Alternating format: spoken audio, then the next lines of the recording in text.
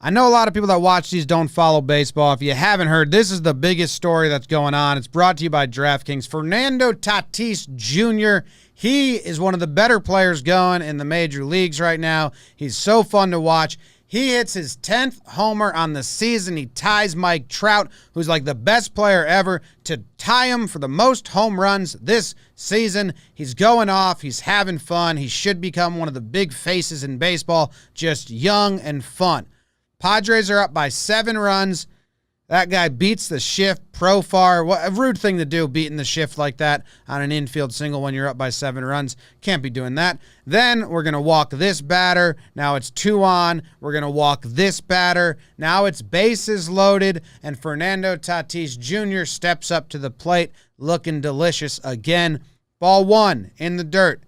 What are you going to do? You got to pitch to him. Ball 2 in the dirt. He's not chasing. He's got good discipline. You want him just to chase just because you're down by a lot? Now it's a 3-0. Now here's where it gets fun.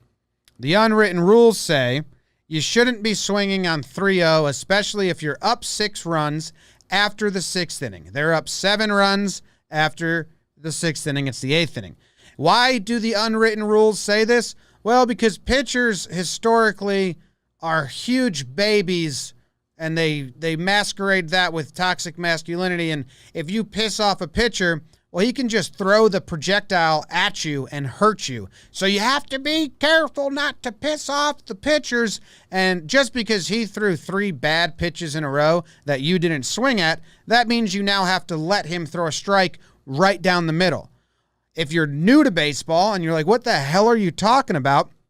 This is, it makes so much sense, because afterwards, then the pitcher's going to say, okay, here's another fastball. You can swing at this one. Oh, nope, that's not true. After the fact, the pitcher's then going to try to get you out.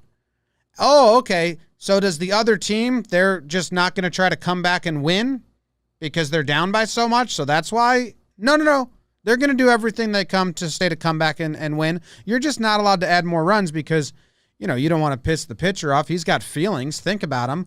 Anyway, they said that Tatis missed the sign from the third base coach, and after this 3-0 pitch, he doesn't even look over there.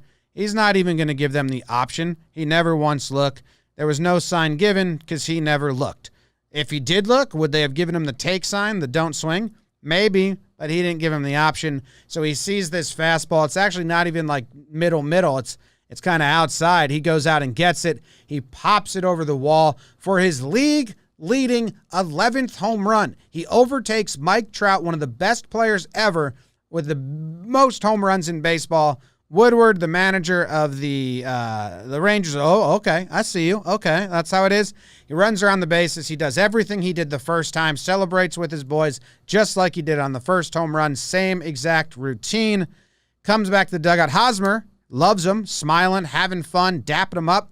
Interesting there, coming up later on. And here's his manager, Jace Tingler, first-year manager, kind of giving him a look like, I don't know. I'm not going to celebrate with you about that. Like, I don't know. Then the Rangers bring in a new pitcher, and the first thing he does is he throws behind Machado's back because they pissed off his teammates. This pitcher didn't do this on his own accord. He was told to throw behind Machado by the manager. That's how baseball works. It's a dumb society sometimes. The umpires get together. They give no warnings. They did suspend the pitcher and Woodward after this because obviously that was intentional, and Woodward's sitting there with his feelings hurt. Then they get out of the inning. Hosmer makes the last out. He runs down the line. He looks at the opposing dugout and says, hey, we'll talk to him.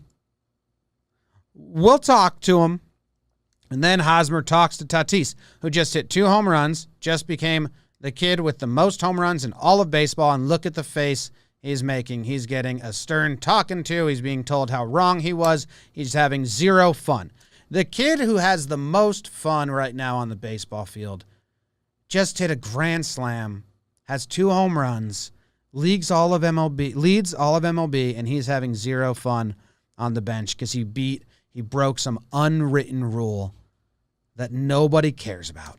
Now, what did Woodward, the manager of the Rangers, say after the game? He said this. There's a lot of unwritten rules that are, constantly being challenged, I think, in today's game. So, I didn't like it personally. When you're up by 7 in the 8th inning. It's typically not a good time to swing 3-0.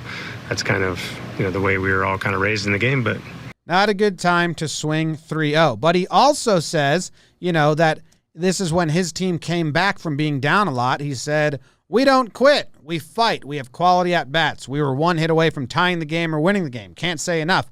So if you want your teams to fight and quit, or fight and never quit and have quality at-bats and come back from big runs, you also want the other team to not add runs to their side. They just need to stay put and then let you come back. Doesn't make much sense to me. Sounds kind of stupid and wrong. And then the starting 9 crew dug this up. Manny Machado hit a home run when they were up 6 on a 3-0 count, and Woodward just standing on third, dapping him up. Good job, Manny.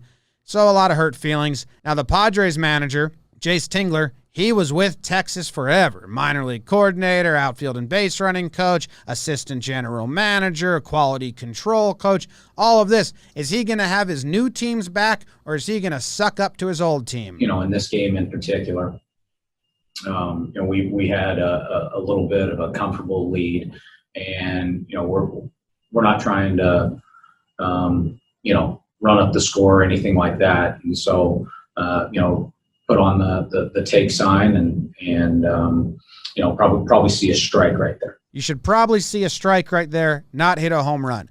So he's did not have his star players back. His golden goose, the player that's going to make him seem like a good manager. He's a new manager. The only reason he's brought in is to be a player's coach, a player's guy.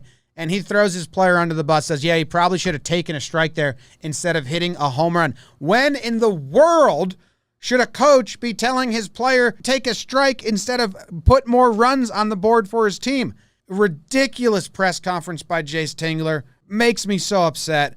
And then Tatis comes to the press conference and he apologizes. I've been in this game since I was a kid, man. And I know a lot of unwritten rules.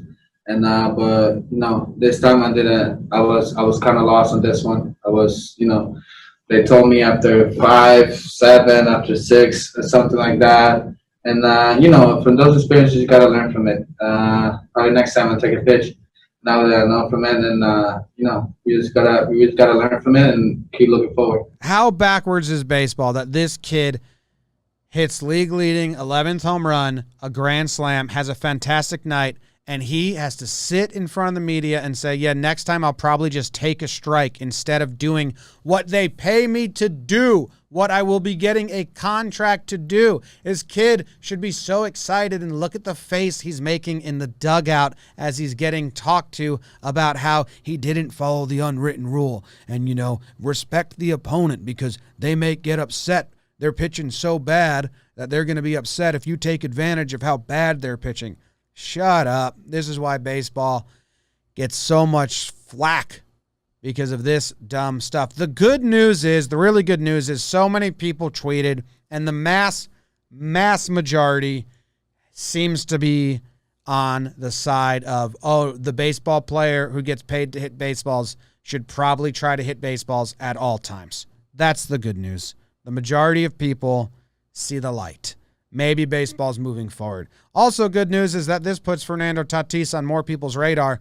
We want people to know about him, but we don't want them to know him looking like this. We want them to know him smiling, having fun, and crushing balls. This one is brought to you by DraftKings. Go to DraftKings, download the app, use code JOHNBOY, pick up Fernando Tatis, play him every game. If he gets a 3-0 count, I hope he's swinging.